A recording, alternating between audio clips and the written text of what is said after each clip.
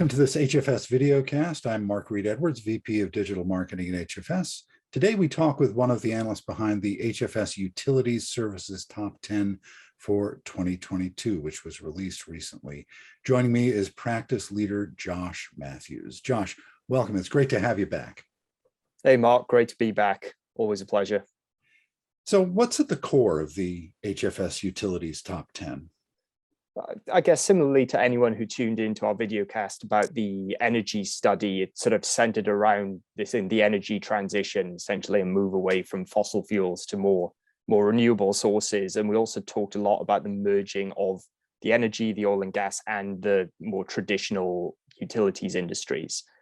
I think most people will know it's sort of driven by the need to decarbonize, get to net zero by 2050.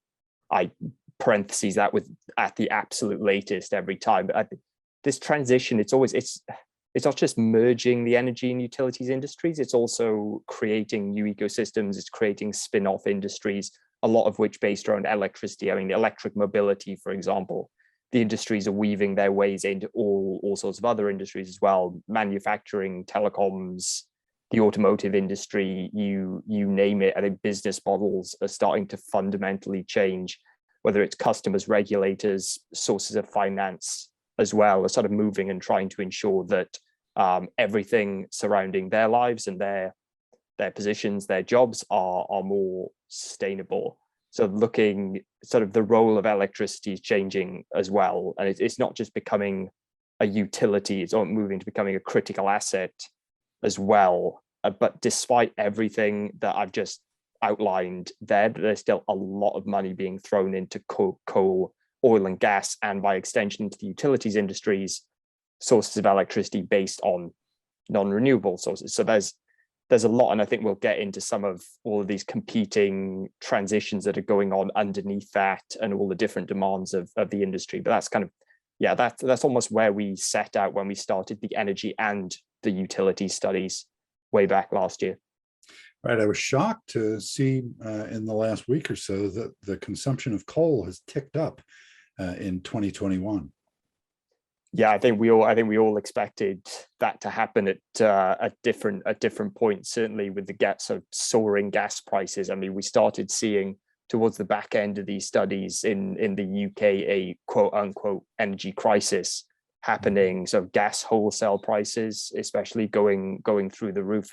Combine that with supply chain and a variety of other things also going through the roof, whether it's gas supplies, whether it's poor conditions for renewable energies, so inadequate levels of storage has all sort of led, it's sort of definitely, especially after COP26 and after all the talk around sustainability last year, heading in the wrong direction for now, certainly.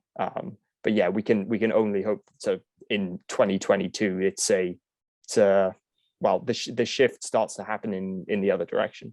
Yeah. All right, let's talk about the utilities top 10. Can you tell me what you saw in the providers you studied, and also, what are enterprises looking for when they evaluate utility service providers? Yeah, I think quite similarly to what I started to hint on in answering your first question. So yes, it's the energy transition, but yes, it's also the balancing of all of these competing demands, whether it's yes, away from fossil fuels to renewables, but there's also the question, what do we do with our existing assets, continuously needing to make what we have now more efficient, save costs. Cybersecurity is, and sort of outside of the utilities top 10, we've just had a flood of data back from our enterprise side pulse survey saying cybersecurity is shooting up in the minds of both utilities and energy companies. Because you're not just talking about the cybersecurity of a firm itself, you're talking about the security of, I guess, nationally critical infrastructure like power grids, oil pipelines, so on, that really is everybody's problem and becoming a real target. I mean, we've seen countless examples of firms having to respond to those sorts of attacks.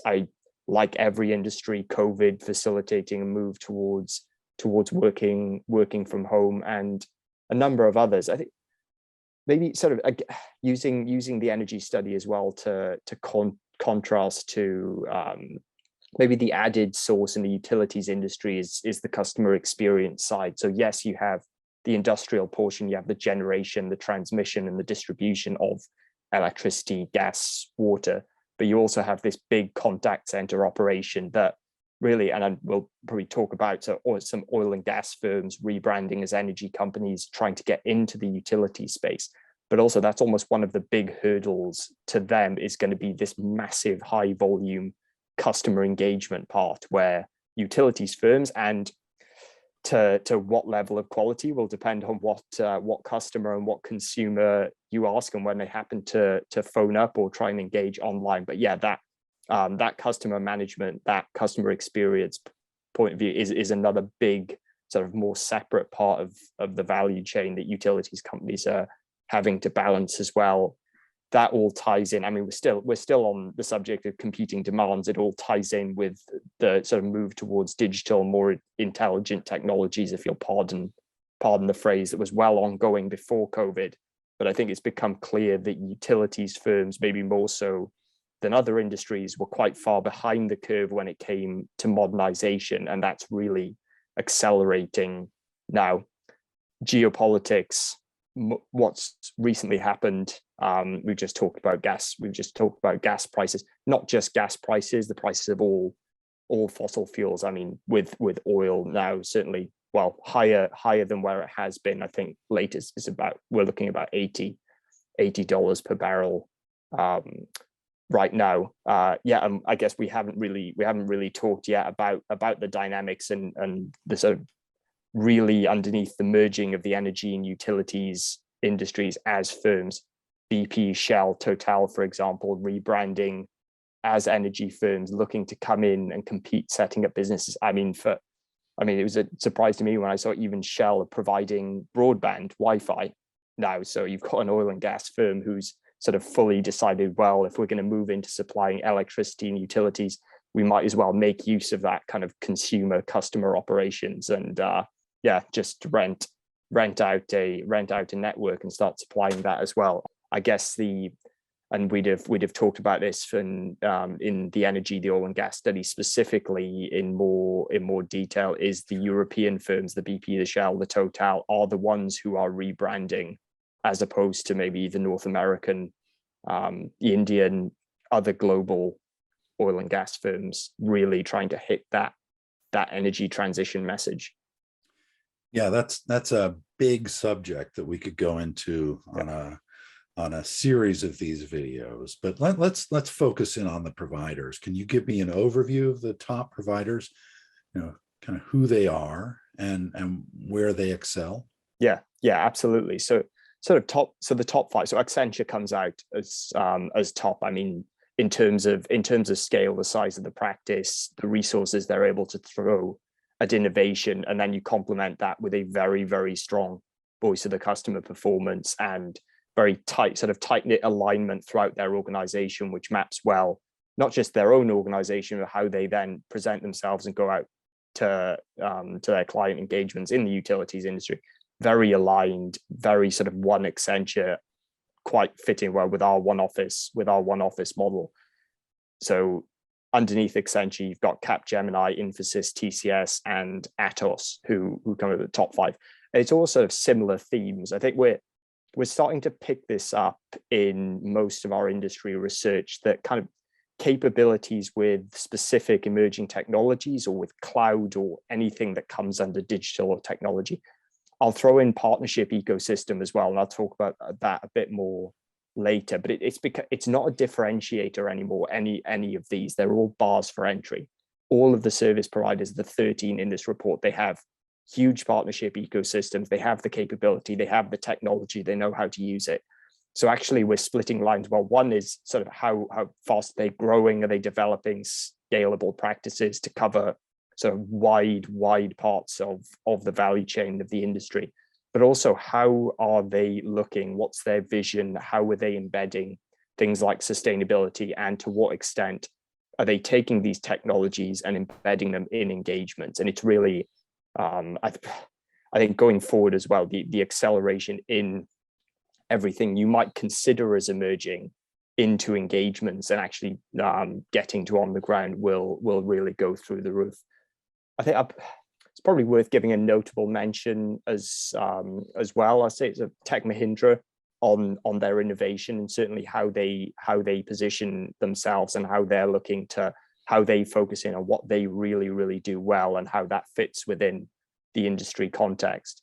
HCL and WNS as well, very strong voice of the customer performance. A sort of last thought on the providers themselves, maybe is what I found. So you have a lot of providers in this study who themselves are part of these big conglomerate firms. I think Tech Mahindra is part of the Mahindra Group, or TCS is part of the Tata Group. So LTI and there's one more as well, Hitachi as well, who so come in these big industrial conglomerates so they have the services, they have the technology capability, but they also have sort of deep expertise and experience in, say, generating electricity, managing, building power grids, and a lot more besides that are putting lots of money into the renewable energy assets themselves.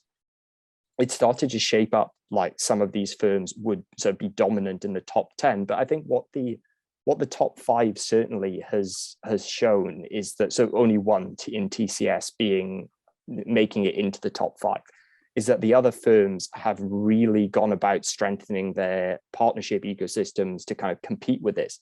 And it shows that you do not actually, in fact, although it is an advantage in many firms sort of rightly promote the fact that they form parts of these sort of internal ecosystems, actually you can match that with a series of partners and really close relationships with clients as well that have built up over decades in this industry, especially.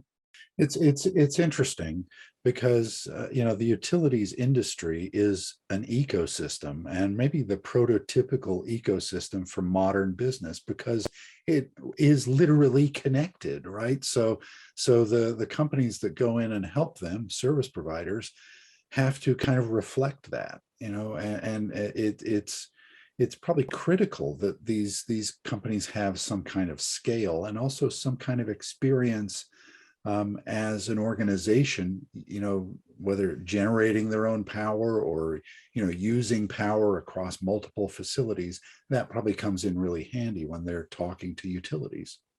Yeah, and that's almost where I think the sort of the competition and how firms that don't come that tightly connected to the industrial side of things all these firms have been part of the utilities industry, like I said, for decades, have built up relationships.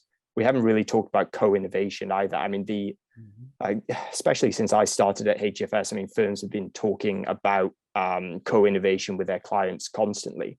But I think it's only recently we're seeing sort of very kind of quantifiable increases in that, where a very large percentage of engagements within the utilities, within any industry, are now encompassing some serious type of co-innovation. And this all comes alongside the acquisitions, alongside the partnerships that keep developing and developing. Relationships with clients keep expanding as these maybe more typical managed services providers develop the consulting, the innovation, the technology, the sustainability services on top. That, the limits are being stretched, really. That we really are expanding sort of across the value chain and into all other parts, all other industries that connect into utilities. And that's only going to become messier and more complex as going forward. We've talked at length about all the interlinked transitions, managing that and having a very clear vision and narrative over how you as a service provider and your clients fit under that context. Right. Well, Josh, it's always great to chat with you. It's interesting because energy, utilities, and the other stuff that we talk about actually impacts our daily life, and I really appreciate your perspective. So thanks for joining us. You can read this top 10 at hfsresearch.com, along with all of our research and a growing library of videocasts just like this one. We'll see you on the next HFS Videocast.